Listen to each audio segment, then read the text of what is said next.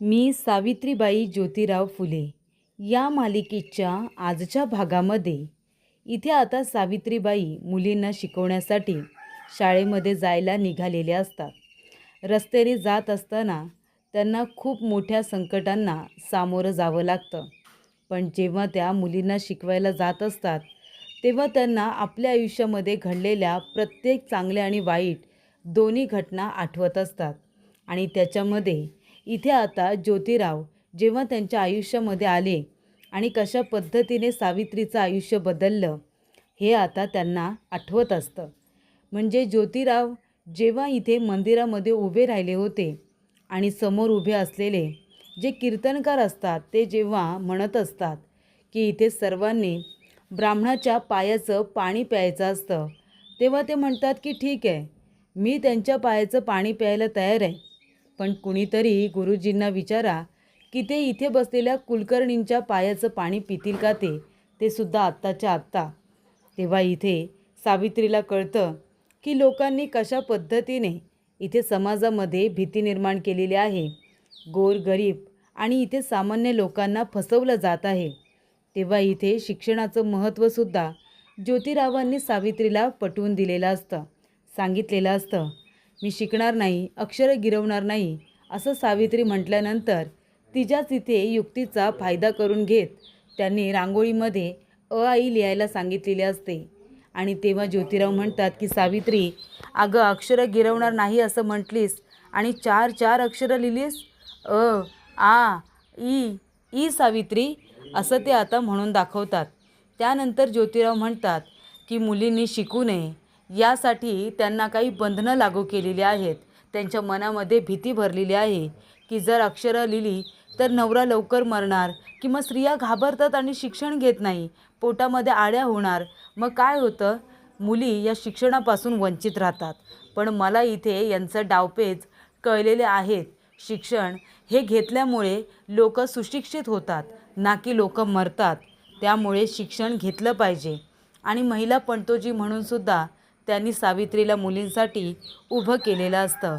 या सगळ्या गोष्टी आता तिला आठवत असतात आणि ती खूपच जास्त अभिमानाने ताठ मानेने रस्त्याने चालत आता महिला पणतोजी म्हणून, पहिल्या महिला पणतोजी म्हणून त्या आता शाळेमध्ये येत असतात, भिडेवाड्यामध्ये येत असतात. तेव्हा मुलींबरोबर त्यांचं मन रमवण्यासाठी सरस्वती असते, ती त्यांना खायला प्यायला देत असते, गप्पा मारत असते आणि ज्योतिराव सावित्रीची वाट बघत असतात. तेव्हा इथे दुर्गा म्हणते, अच्छा, याला शाळा म्हणतात का, अशी असते का शाळा, आणि तुम्ही शिकवणार का आम्हाला शाळा. तेव्हा सरस्वती म्हणते की नाही, मी नाही शिकवणार, तुमच्या महिला पणतोजी सावित्रीबाई आता येतच असते. तेव्हा ती म्हणते, शाळा अशी असते, आम्ही पहिल्यांदाच बघितली. तेव्हा ज्योतिराव म्हणतात, हो, शाळा ही अशीच असते जिथे आपण ज्ञान संपादन करतो. तुमच्यासारख्या चिमुकल्या चिमुकल्या मुली या शाळेमध्ये आल्या ना, आता त्या अक्षरं गिरवतील, शाळा शिकतील ना, तेव्हा त्या ताठ मानेने जगतील. तेव्हा इथे सावित्रीला अडवण्याची संपूर्ण तयारी करण्यात आलेली असते. तेव्हा सावित्रीबाई जात असताना एक मुलगा शेणाचा गोळा घेतो आणि तो सावित्रीला फेकून मारतो. तेव्हा सावित्री त्याच्याकडे मागे वळून बघते. त्याची आई प्रचंड घाबरते आणि त्याला घरामध्ये घेऊन जाते.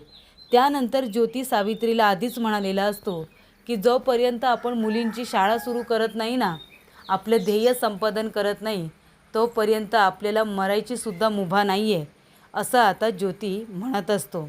त्यानंतर इथे आता मुली म्हणत असतात, मग शाळा शिकल्यानंतर काय होणार, आम्हाला इथे कशा पद्धतीने शिकवलं जाणार आहे, तेव्हा शाळेचं नेमकं महत्त्व काय.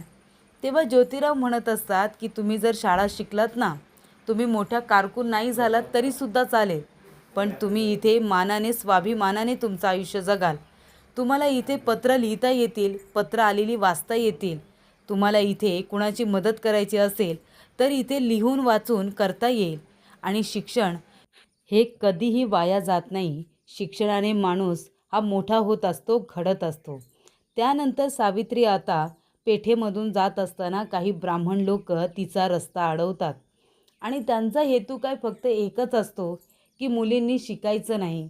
मुली शिकल्या तर हाताबाहेर जातील, त्या शिकल्या तर उद्धट बोलतील आणि तेव्हा इथे गंगाधर शास्त्री यांचा शिष्य बघा, हातामध्ये आता शेणाचा गोळा घेऊन उभाच असतो सावित्रीवरती फेकण्यासाठी, आणि तो सावित्रीवरती फेकतो सुद्धा. तिच्या इथे संपूर्ण अंगावरती शेणाचे गोळे आता मारले जातात. आणि प्रेक्षकांनो, सावित्रीची फार वाईट अवस्था केलेली असते. तिला इथे शिव्या शाप दिलेले असतात. ही धर्म बुडवायला निघाले, आमच्या मुलींना फितवायला निघाले. मुली या 4 भिंतींमध्ये शोभून दिसतात. त्या जर घराच्या बाहेर पडल्या तर वाटोळच होईल, त्या आगाऊ होतील. बरंच काही काही बोललं जात असतं. सावित्रीला कळत असतं, मला अडवण्यासाठी ये लोक खूप मेहनत घेत आहेत, पण आता मी थांबणार नाही आहे. जेव्हा जेव्हा सावित्रीवरती आघात होत होता तेव्हा तेव्हा ज्योतिरावांचे शब्द तिच्या कानावरती वाजत होते, आणि ते शब्दच तिला ऊर्जा देत होते की किती काहीही झालं, आपण इथे ते करण्याचा प्रयत्न करतोय ज्याचा कोणी विचारसुद्धा केला नव्हता. इथे आता पुरुषांना शिक्षण घेण्याचा अधिकार नाही, त्याच्यामध्ये आपण स्त्रियांच्या शिक्षणाबद्दल विचार करतोय म्हणजे आपल्याला विरोध केला जाणारच. पण आपण त्यांना भीक घालायची नाही, आपण थांबायचं नाही. काहीही झालं तरीसुद्धा स्त्री शिक्षण हे सुरू झालंच पाहिजे. काय गं एक उलटा, अगं तू इथे शाळा सुरू करण्याचा प्रयत्न करतेस का? अगं तू मेलीस तर बरं होईल, असे किती आणि काय काय शब्द तिला ऐकावे लागत होते. आणि तरीसुद्धा इथे सावित्री काही थांबत नाही. सावित्री आपल्या रस्त्याने चालतच असते. ही आपल्या मुलींना इथे आता बिघडवायचं काम करते. ही थेरं आम्ही खपून घेणार नाही. तू घरामध्ये गप्पपणे बसून राहा. मुलींनी शिक्षण घेणं हे शास्त्रात बसत नाही. हे शास्त्र, हे संपूर्ण शास्त्र ब्राह्मणांनी लिहिलेलं होतं. कारण इथे छत्रपती शिवाजी महाराजांच्या काळामध्ये सगळेजण शिकतच होते. राण्या शिकत होत्या, जिजाऊ शिकल्या होत्या, त्या स्वतः पत्र लिहायच्या, आलेली पत्र वाचायच्या, कामकाज बघत होत्या. म्हणजे शिक्षण हे फक्त कुठल्या पुरुषापुरतं मर्यादित ते कधीच नव्हतं. शिक्षण हे सगळ्यांसाठीच होतं. मग त्यावेळेला जर मुली शिकत होत्या, मग नंतर पेशवाई नंतरच शास्त्र का आलं? पेशवाई नंतरच स्त्री शिक्षण का थांबलं? कारण या ब्राह्मणांना अधोगती करायची होती. स्वतःला इथे पुरुष म्हणून संबोधायचं होतं आणि महिलांना हाताखालचं प्यादं करून ठेवायचं होतं, दासी करून ठेवायचं होतं. आणि म्हणूनच त्यांनी इथे आता बाकीच्या सर्व शूद्रांना, ज्यांना म्हणायचे त्या सामान्य लोकांना आणि त्याचबरोबर स्त्रियांना, त्यांनी एकाच पारड्यामध्ये ठेवलं होतं. त्यामुळे सगळ्यांना शिक्षणापासून वंचित ठेवून आम्ही कसे चांगले, आम्ही कसे हुशार, अशी पदवी त्यांना धारण करायची होती. पण शेवटीला ज्यांना शूद्र शूद्र म्हणून हिणवत होते ते सावित्री, ज्योती हे दोघेही जण त्यांना आता भारी शेवटीला पडलेलंच असतात. त्यांना किती विरोध करण्याचा प्रयत्न केला, ज्योतिरावांना इथे मारण्याचा, हिणवण्याचा प्रयत्न केला, सावित्रीच्या अंगावरती शेण फेकून मारलं, पण तरीसुद्धा दोघांनी हार मानली नाही. दोघेही थांबले नाही. जेव्हा जेव्हा सावित्रीचा अपमान झाला तेव्हा तेव्हा तिला ज्योतिरावांचा अपमान आठवत होता.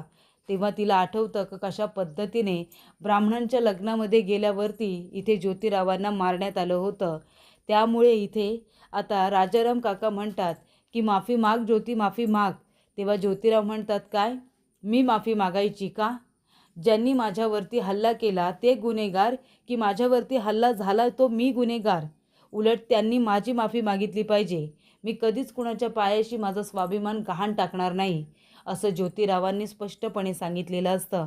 आणि हे सगळे शब्द आहेत ना, ते आता सावित्रीला हिंमत देत असतात की माझ्या मालकांनी कधी हार मानली नाही, माझे मालक कधी घाबरले नाही, अपमानसुद्धा त्यांनी सहन केला, मग मी का करायचं नाही? एवढं मोठं स्वप्न त्यांनी बघितलं आहे. समाजामध्ये बदल घडवण्याचा प्रयत्न सुरू आहे. मुलीबाळी शिकल्या, लेकीबाळी शिकल्या तर पुढचं भविष्य सुधारेल. त्यांच्या हातामध्ये ही जी काही कामं लावून दिलेली आहेत, रांधा वाडा उष्टी काढा, हे सगळं चित्र बदलून जाईल. आणि इथे ज्योतिरावांनी मुलींसाठी स्त्री शिक्षणाचं जे स्वप्न बघितलं होतं त्यासाठी त्यांनी सावित्रींना सुद्धा तयार केलं होतं. कारण त्यावेळेला मुली ह्या परपुरुषासमोर काही शिकायला बसणार नाहीत, अशी ती समज होती लोकांची. पण तरीसुद्धा ज्योतिराव त्या लोकांच्या आता समजुतीला बदलत नाही. ते इथे आपल्याच विचारांना बदलतात आणि सावित्रीला इथे आता सावित्रीला पणतोजी बनवतात. तिला चौथीची परीक्षा उत्तीर्ण करायला सांगतात आणि मुलींसमोर एक स्त्री शिक्षणासाठी आता महिला पणतोजी उभं करतात. तेव्हा इथे ब्राह्मणांच्या बायकांनी किती विरोध केलेला असतो.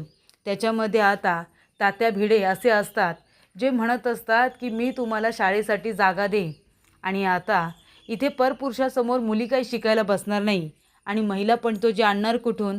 तेव्हा ज्योतिरावांनी निर्णय घेतला की आता पणतोजी म्हणून मी नाही, तर पणतोजी म्हणून सावित्री उभी राहणार. जोपर्यंत लोकांमध्ये बदल घडत नाही तोपर्यंत आता मला शिक्षक म्हणून समोर येता येणार नाही, पण सावित्री मात्र समोर येऊ शकते आणि ती मुलींना शिक्षण देऊ शकते. त्यामुळे इथे गंगाधर शास्त्री आणि बाकीचे ब्राह्मण सावित्रीच्या समोर येऊन उभे राहतात आणि म्हणतात, अगं काय आहे, किती अडवण्याचा प्रयत्न करतोय तरी थांबत नाहीस.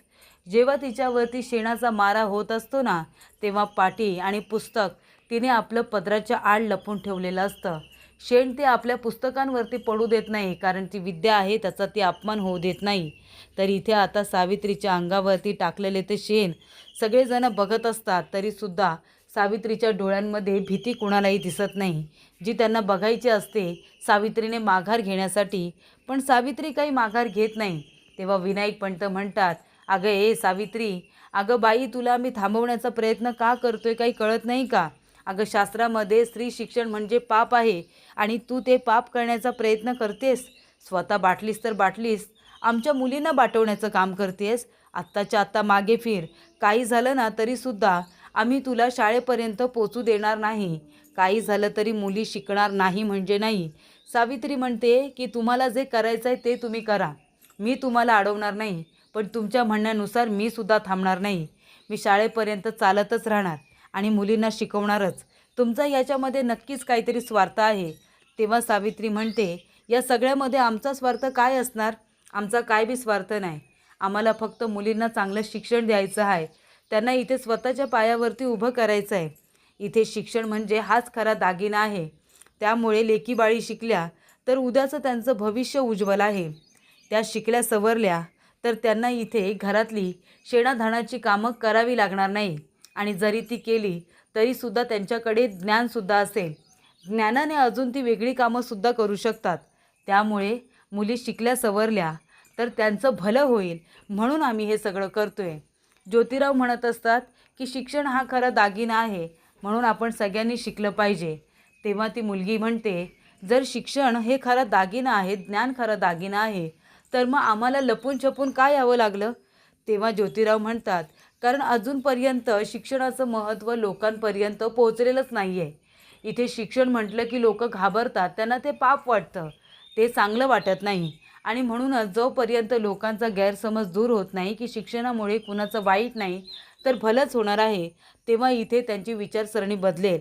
आणि मग आता तुम्ही 6 मुली आहात, पण तेव्हा इथे सगळे वर्गच्या वर्ग भरलेले असतील. सर्व मुली इथे शाळेमध्ये येतील, कारण तोपर्यंत लोकांची बुद्धीही बदलली असतील.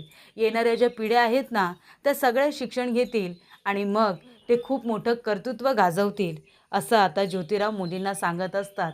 ज्योतिराव आणि सावित्री यांनी टाकलेलं स्त्री शिक्षणापुढे हे पहिलं पाऊल होतं, ज्यांनी समस्त समाज हा बदलून गेला होता. त्यामुळे इथे मुली आता शिक्षण घेतात, मोठमोठ्या पदांवरती कामं करतात. त्यावेळेला सावित्रीबाई आणि ज्योतिराव यांनी जर हे स्वप्न बघितलं नसतं आणि ते सत्यात उतरवण्यासाठी ते संकटांना सामोरे गेले नसते, घाबरले असते, तर कदाचित आत्तापर्यंतसुद्धा मुली ह्या शिक्षण घेत नसत्या आणि त्यामुळे इथे कधीच आपला समाज पुढे गेला नसता. त्यामुळे प्रेक्षकांनो, इथे आता सावित्रीबाई म्हणतात की तुम्ही मला कितीही अडवण्याचा प्रयत्न करा, पण मी आता थांबणार नाही. तुम्हाला दगड धोंडे मारायचे आहेत का मारायचे आहेत ते मारा. कारण ब्राह्मण काय म्हणतात की आता फक्त आम्ही शेणाचे गोळे फेकून मारलेत, पण आता दगडाचा घाव तुला सहन होणार नाही. सावित्री म्हणते की बघूया ना, तुमच्या दगडाच्या घावामध्ये इतकी ताकद आहे की ज्ञानामध्ये ताकद आहे. बघूया आता काय जिंकतं, ज्ञान की तुमच्या दगडाचा घाव. असं सावित्री म्हणते, कितीही अडवण्याचा प्रयत्न करा, मी थांबणार नाही, मी शाळा शिकवायला जाणारच. असं सावित्री म्हणत आता पुस्तकं इथे आता हृदयाशी पकडून ती चालत असते. सावित्रीबाईंनी संकटांना पार करून मुलींच्या स्त्री शिक्षणासाठी टाकलेले ते पहिलं पाऊल, ज्योतिरावांनी स्त्री शिक्षणासाठी टाकले ते पहिलं पाऊल आता इथे अगदी व्यवस्थित गाजत असतं. पहिल्या महिला आता राष्ट्रपती, पहिल्या महिला पंतप्रधान, त्याचबरोबर अंतराळवीरमध्ये गेलेल्या आपल्या कल्पना चावला, आणि इथे किती महिला डॉक्टर आहेत, किती इंजिनियर आहेत, किती वकील आहेत. म्हणजे आता असं एकसुद्धा डिपार्टमेंट नाही जिथे महिला कार्यरत नाही. आणि हे सगळं सावित्री ज्योतिराव यांच्यामुळे शक्य झालेलं आहे.